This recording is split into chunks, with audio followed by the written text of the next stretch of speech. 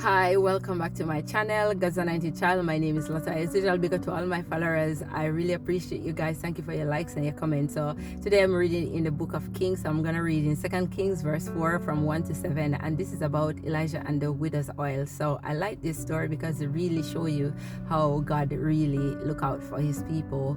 And I'm reading from the King James version, so I will elaborate more after this. So he said, a certain woman of the wife of the son of the prophet cried out to Elisha, saying, your servant, my husband, died, and you know your servant feared the Lord, and the creditor is coming to take my sons to be his slave. So Elisha said to her, what shall I do for you? Tell me, what do you have in your house? And she said, your maidservant have nothing in the house but a jar of oil. Then he said, go, borrow vessels from everywhere, from your neighbors, empty vessel. Do not gather just a few. And when you have come in, you shall shut the door behind you and your son. Then pour it into all those vessels, and set aside the full ones. So she went from him and shut the door behind her and her son, who brought the vessel to her, and she poured it out. Now it came to pass, when the vessels were filled, that she said to her son, bring me another vessel. And he said to her, there is not another vessel. So the oil ceased. Then she came and told the man of God, and he said, go, sell the oil and pay your debt, and you and your son live on the rest. So what I get from this message is that, God is faithful, and he really concerned about the poor and the widow. And it just shows you how, the woman, her husband feared the Lord, but he died and leave the debt. And these debtor couldn't care less. They wanted to take the woman to son to turn them into slave, for them to literally pay off the debt. They didn't even see to say, boy, let the wife pay it. They want the child to do the hard labor to pay them off. Thank God that, what I realized as well, that she didn't just run to anyone to complain. She went to Elijah, which, she'll seek godly counseling and stuff like that. So that's something that, most of us, we don't really do. We tend to start telling everybody who have a listening ears our problem and our concern. So, what I depict from that is that she was wise. Not only that, is that she had faith, because she believed when Elisha tell her the instruction what to do, like go and borrow vase and use that oil, and miraculously God, kept pouring out the oil from that little container that she has into all the vessel that she could sell, pay off her debt, and then live off it. And I'm looking at it as well that Elijah is actually, a true prophet, not like these diabolical ones now. You can see that these ones will tell you that, when you sell, pay off your debt, and what you're living on, you need to split it and give them some, because at the end of the day, it's through them that God used them to do that miracle for you. Because she was so excited that she went to tell Elijah. He showed that, she appreciate what the Lord has done and what the counsel that he has given her, the advice and all of that.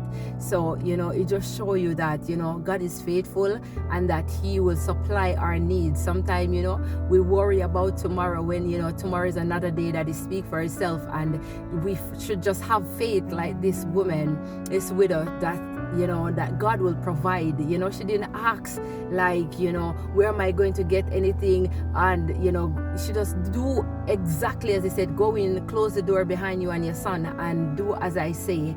And she just take that godly advice. I'm not saying that there's men of God that don't have that kind of knowledge to give us. They do, but it's just that most people are looking for a reward. Yeah, they're looking for a reward when time you come back to tell them that, the prayer that they pray for you, God open doors and you receive the miracle. They're to receive. They're not like go your way and, be blessed and continue to have faith in God and share your testimony. It's not like that. So I'm just so grateful, and I like this story because it shows that us as the single mom as well, your husband might pass and you might think that you don't know what to do, you're going to be struggling, you might not be a believer, you might not believe in Christ, but whether you believe or not, he still supply, because we are his children, whether you like it or not, and whether you believe, and he still supply. Growing up, he told us that, you know, the rainfall and the just and the unjust, that he provide for each and every one, but worse to who more to people who have faith and believe. And yeah, that's where our miracle comes. You know, there's people out there that have testimony of miracles like this. You understand, that they can say that at the end of the day, they think that something should have finished, but it kept going on and on and on.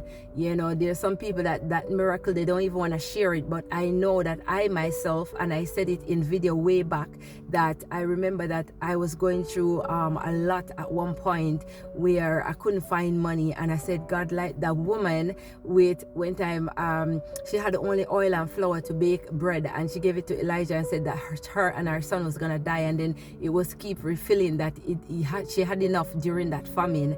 And I said to God, I want that miracle, because all I had was flour and other little things. And I said, please God. And I was showing to my friend, like, look, we were making dumplings and other stuff, and we have it to bake, and the bag didn't run out. And I stand on that miracle. Some people said, oh, it's in my head, but I know that God provide for me and the kids.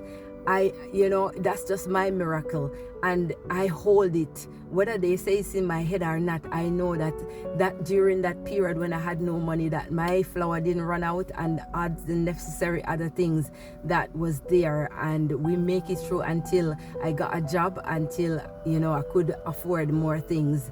So it's just that saying that we should just, you know, always seek godly counsel, always seek the man of God. You know, they always tell us to test the spirit, so you can't just go. You have to know that the counsel that the man is giving you, at the end of the day, have to align. They know that Elijah was powerful back then through the power of Christ. So anything he tell you to do, then you know that it's gonna come to pass. So it wasn't like she's like any concern to say, oh, is this gonna work? How is it gonna work? She didn't question. She went and just do that. She just do as he told her. And you know, that's some serious faith, and that's what we need to have. I'm not saying that, you know, it's easy. No, it's not, because I myself, I tell you that I fall victim where, you know, I do worry sometimes, and then I clock it and I'm like, why would I worry when I have a father that will supply? He's abundant, you know, and I can go to him for my daily bread. And I literally just go in the scripture and I say, give me a word, Lord, you know, help me to believe that you will supply. And not only that, like, I was going through this financial thing, because I leave from one work where it was paying weekly to a work where it was paying monthly, and literally there was a drought, and it was so much where I was in a partner with someone. A lot of people might not know, but a lot of Jamaicans know what I meant. And literally there was a date that I put to get draw, which was in the ending of June till next month. And then when I was worrying, the girl said to me, like, literally, you meant to get your draw this week. And I said to her, but you didn't tell me. I thought it was then. She said, yes, I was contemplating who to get it, and then I chose you. And I was like, look at God. Just look at God. So I could pay all my debts. I could just buy my food. I could, you know, buy stuff for my holiday. I was just jumping for joy and just say, look at God. Just, you wouldn't understand how I was like, you know. And I was so grateful, to be honest, because I didn't see that miracle, but God is there working on her heart, because she could have given it to someone else, but she literally chose me. And that's what God wanted. That's what God intended. And I said, God, thank God I didn't worry. Thank God I didn't worry too much. I was so grateful.